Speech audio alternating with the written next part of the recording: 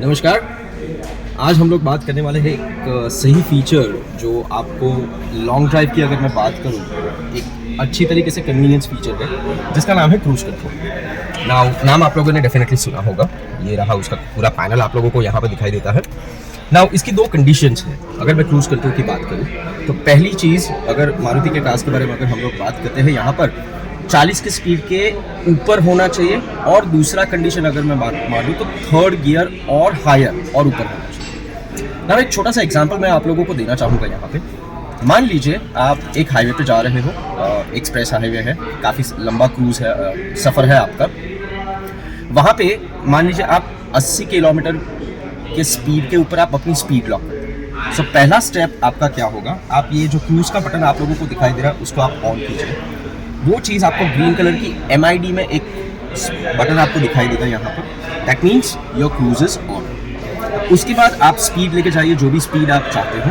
For an example 80 की speed. Now वहाँ पे जाके आप एक और बटन होगा यहाँ पे, सेट और रीसेट। एक बार आपने सेट बटन प्रेस कर लिया, उसके बाद आप एक्सेलरेटर पेडल को छोड़ दीजिएगा। गाड़ी अपने आप स्पीड 80 की जो हम लोगों ने एक एग्जाम्पल के हिसाब से ली हुई है आगे बढ़ती है। नाउ एक और ऑप्शन है इसमें।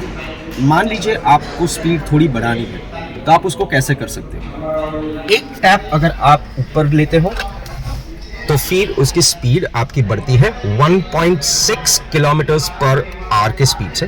या फिर एक टैप आप नीचे की ओर प्रेस करते हो तो उसकी स्पीड घट जाती है 1.6 किलोमीटर्स पर आवर के हिसाब से। दूसरी एक कंडीशन, मान लीजिए आप चला रहे हो क्रूज पे और आपको ब्रेक करने का एक सिचुएशन आता है, तब क्या होगा। सो आपकी स्पीड लिमिट कैंसिल हो जाएगी। अगर आप 80 से 60 के ऊपर आ जाते हो, दूसरी बार आप वापस उसको 80 पे लेके जाना चाहते हो, ये सिर्फ एक रीसेट का एक बटन यहाँ पे दिया हुआ है।